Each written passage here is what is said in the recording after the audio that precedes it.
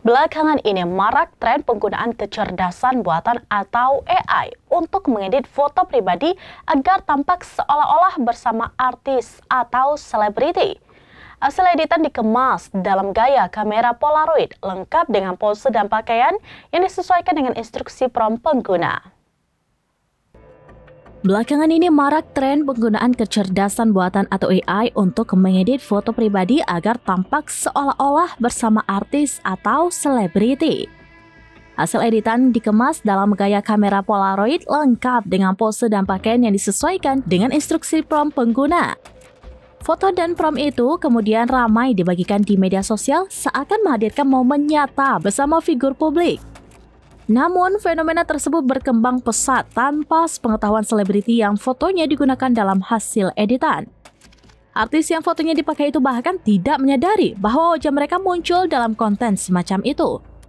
Dosen program studi pendidikan teknik informatika dan komputer Universitas 11 Maret atau UNS, Rosihan Aryuwana, mengatakan memakai foto orang lain kemudian kita edit sesuka hati termasuk tidak etis secara etika.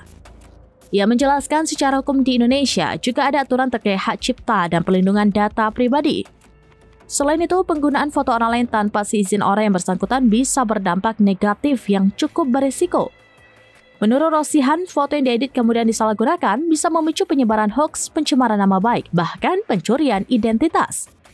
Menilik tren foto Polaroid dan resiko dampak negatifnya, jika menggunakan foto orang lain, ia mengimbau masyarakat untuk lebih bijak dan bertanggung jawab dalam membuat konten.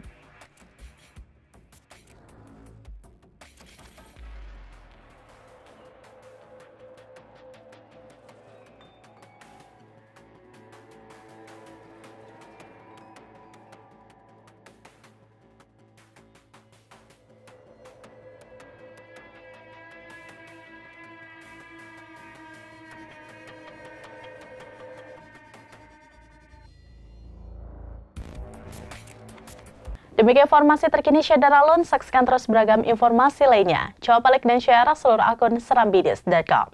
Download Tribun X sekarang, menghadirkan lokal menjadi Indonesia.